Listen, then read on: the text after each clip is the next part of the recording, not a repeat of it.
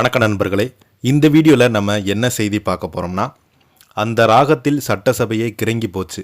எம்ஜிஆர் பாட்டு பாடி விஜயை புகழ்ந்த தாவேகா பெண் எம்எல்ஏ.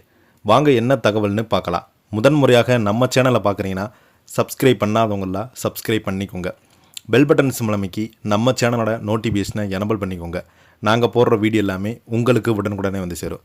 அனைத்து எம்எல்ஏக்களும் அரசு சார்பில் வாகனம் வழங்கப்படும் என்று முதல்வர் விஜய் இன்று சட்டமன்றத்தில் அறிவிப்பை வெளியிட்டார்.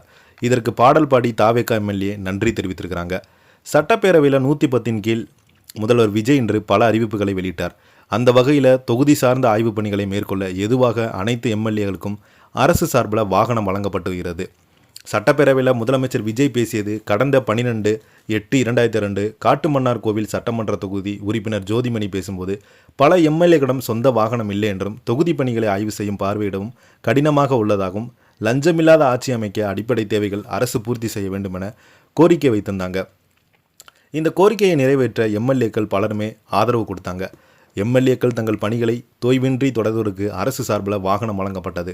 இதற்காக மாதம் 75 ரூபாய் வாகனப்படியாக வழங்கப்படும். எம்எல்ஏக்கள் உதவியாக ஒருவரை நியமித்துக் கொள்ளலாம்.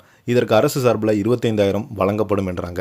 இந்த அறிவிப்பு ஆளுங்கட்சி மட்டுமல்லாமல் எதிர்க்கட்சி எம்எல்ஏக்களையும் உற்சாகத்தில் ஆழ்த்தியது. எம்எல்ஏக்கள் பலருமே முதல் விஜய்க்கு தங்கள் பாராட்டுகளை தெரிவித்தாங்க. அப்போது தாவேகா எம்எல்ஏ சிந்து முதலமைச்சர் விஜய்க்கு பாடல் பாடி நன்றி தெரிவித்து எம்ஜிஆர் படத்தில் இடம்பெற்றுள்ள கொடுத்ததெல்லாம் கொடுத்தாங்க, இவங்க யாருக்காக கொடுத்தாங்க, ஒருத்தருக்காக கொடுத்தாங்க, இல்லை ஊருக்கு கொடுத்தாங்களா என்று பாடி நன்றியை தெரிவித்தாங்க. எம்எல்ஏ சிந்து இந்த பாடலை பாடிக்கொண்டிருந்த போது சட்டசபை மிகவும் அமைதியாக அவரை கவனித்தது என்பதும் குறிப்பிடத்தக்கது. இந்த செய்தியை பற்றி நீங்கள் என்ன நினைக்கிறீங்கன்னு கீழே உள்ள கமெண்ட் பாக்ஸில் மறக்காமல் பதிவிடுங்க. நன்றி, வணக்கம்.